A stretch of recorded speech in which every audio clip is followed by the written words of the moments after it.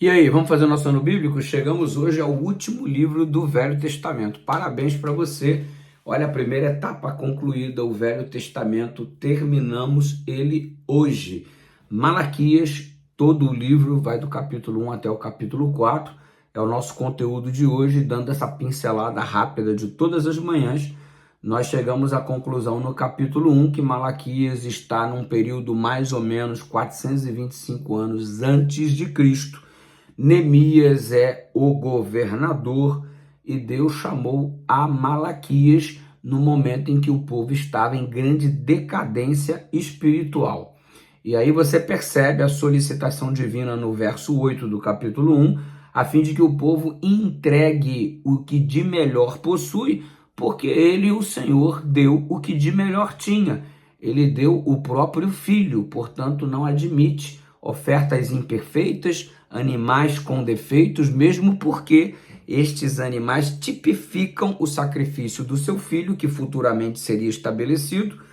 E como Jesus era um sacrifício perfeito, os animais que tipificavam este sacrifício não poderiam também ter defeito algum. E obviamente quem não oferece o melhor, na verdade não está oferecendo nada.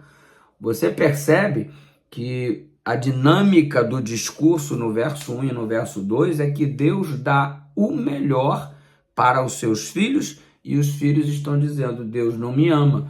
Como que Deus não te ama se o melhor ele tem dado? Diante de tantas bênçãos, Deus é questionado. Em que o Senhor nos tem amado? O que o ser humano precisa mais para entender que é amado do que o sacrifício de Cristo na cruz do Calvário? O Deus que se fez homem, habitou entre nós e pagou o preço dos nossos pecados com sua própria morte. De que mais precisa o ser humano para entender que é amado por este Deus? Mas continua dizendo, no que o Senhor tem nos amado? Estamos cegos para não enxergar o sacrifício de Cristo como evidência deste amor. No capítulo 2, você percebe que o que está em evidência é o péssimo serviço dos sacerdotes, que inclusive negligenciavam a aliança. Os próprios sacerdotes faziam com que o povo se desviassem de Deus, as pessoas se desviassem de Deus. Os próprios sacerdotes conduziam o povo à idolatria, ao adultério, e, consequentemente, toda a oferta tornava-se inválida, porque mais do que uma oferta, Deus quer uma vida transformada, ok? No verso 17, você percebe uma noção manifestada pelo povo por intermédio de Malaquias, que eles já estavam começando a achar que Deus não ligava mais para o comportamento do povo. Ou seja, quer saber? Deus desistiu da gente, a gente pode fazer o que a gente quiser, que o Senhor não está nem aí.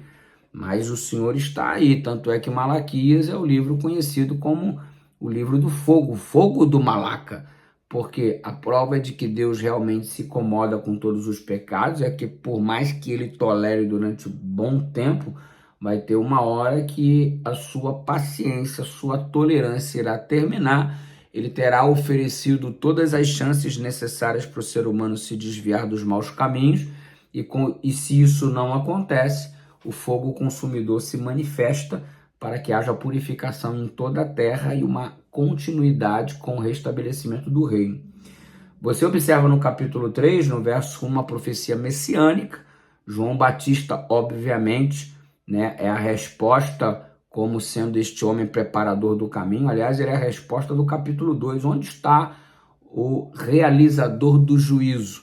Então Jesus está vindo, João Batista seria este que estaria preparando o caminho, e aí traz-nos à tona o assunto da primeira vinda de Cristo, tendo João Batista como preparador do caminho, e obviamente nós, semelhantes a João Batista, somos também preparadores do caminho, e este aí é o chamado Elias, Somos uma espécie de Elias, somos uma espécie de João Batista preparando o caminho para a volta de Jesus.